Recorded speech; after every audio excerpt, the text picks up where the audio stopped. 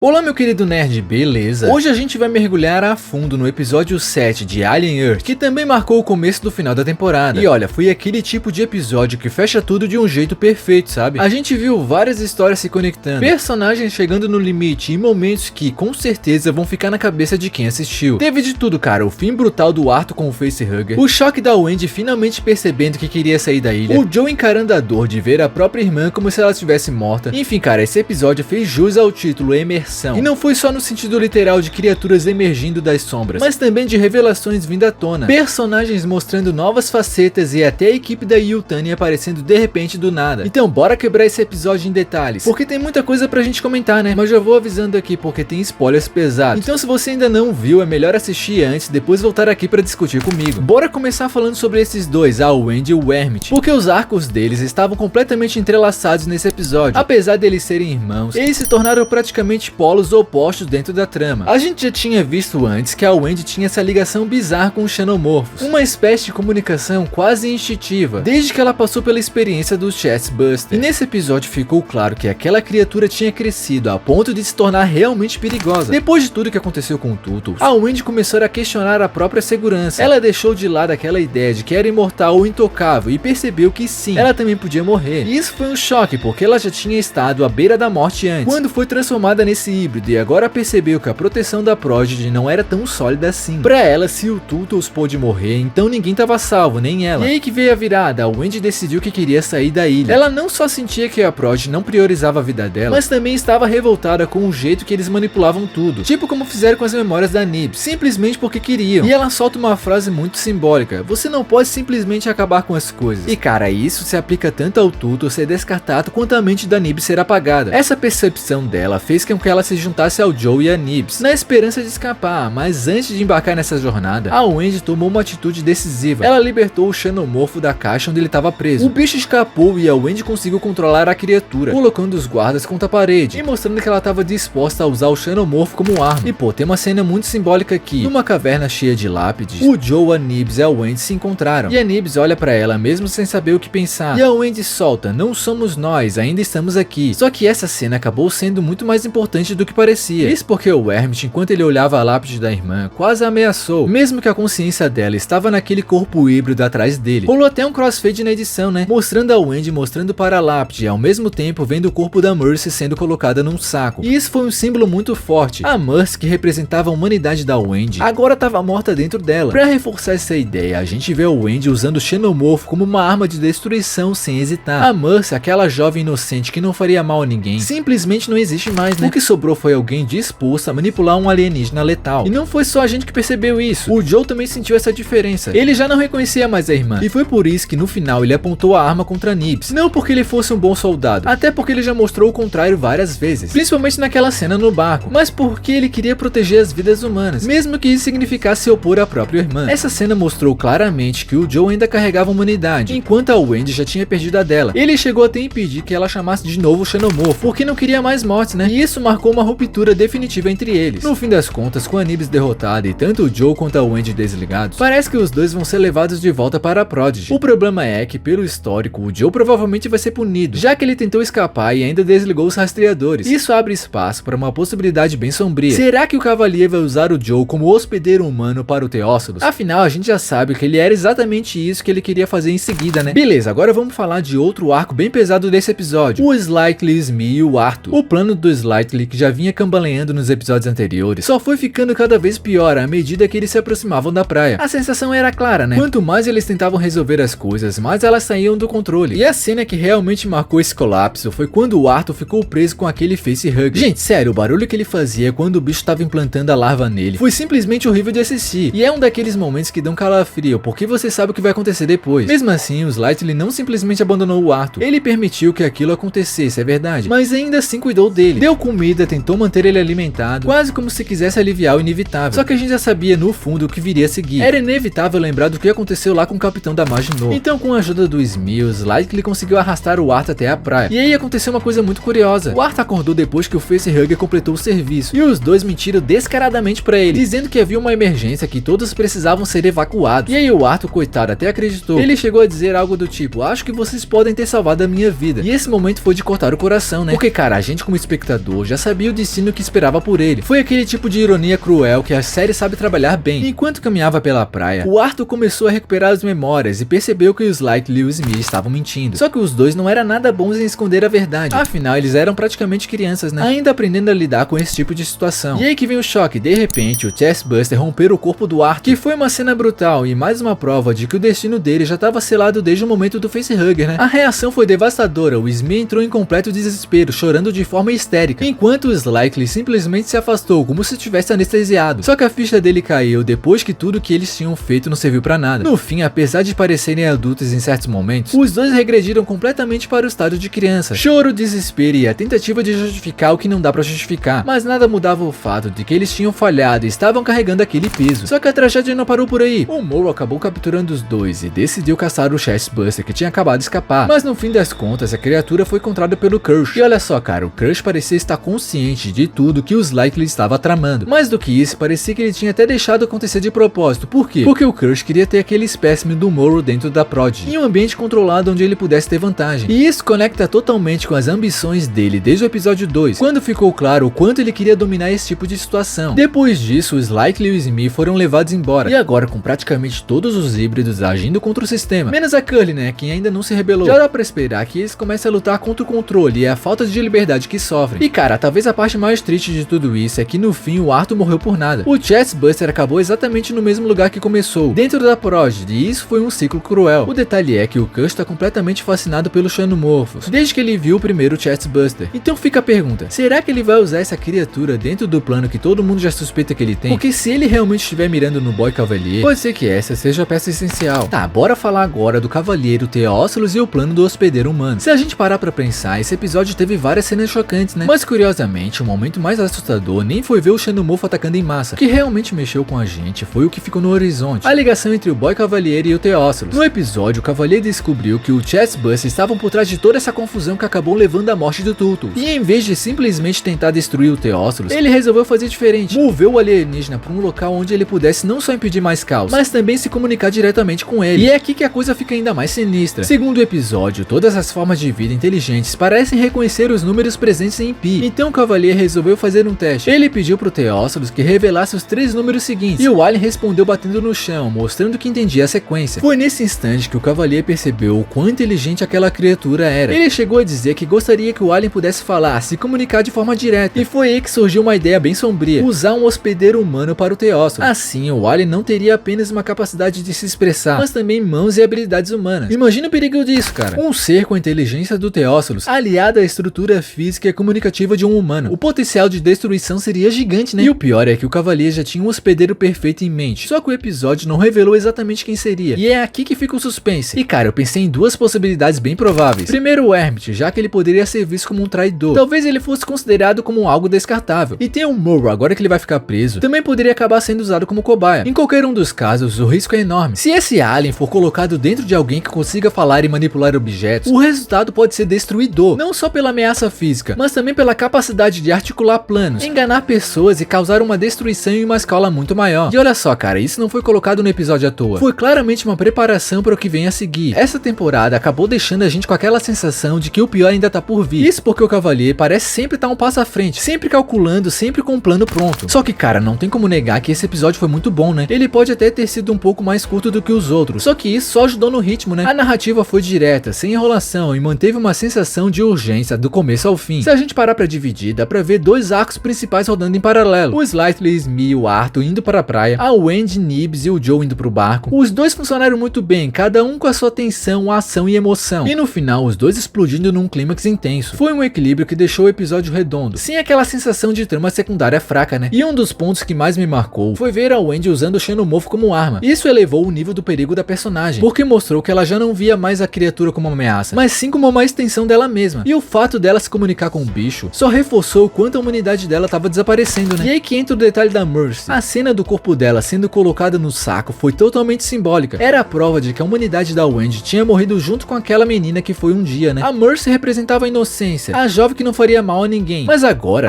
ela tá disposta a manipular um alien letal para poder alcançar os seus objetivos. E logo depois disso, a gente vê ela nem hesitando diante da morte que causava. O contraste ficou muito claro, né? O Joe ainda tentava segurar a linha moral, mas a Wendy já tinha cruzado o ponto que não tem mais volta. volta. O episódio fechou com uma energia muito pesada. Quando começou aquele riff de guitarra nos momentos finais, já deu pra sentir que o fim tava chegando, mas não de uma forma leve, e sim carregada pela raiva da Wendy, pela forma como ela gritou com o irmão. E o mais doido é que, mesmo sendo o penúltimo episódio da temporada, ficaram várias perguntas no ar, né? Qual é exatamente o plano do Kirsch? A Wendy e o Joe vão conseguir escapar ou já estão condenados? Os híbridos vão se libertar do controle da Prodigy? E o mais importante, o que vai acontecer com o Bois Cavalier? Com esse plano bizarro de transformar o Theophilus em algo ainda mais perigoso. Cara, essa temporada vai entregar um final bem pesado, né? Cheio de mortes e revelações, mas também preparando o terreno para algo muito maior. Se esse episódio se chamou Emersão, já dá pra dizer que ele não só mostrou criaturas emergindo, mas também as verdadeiras intenções dos personagens aparecendo à tona. Então, cara, se curtiu o vídeo, deixa o like, se inscreve no canal e fui!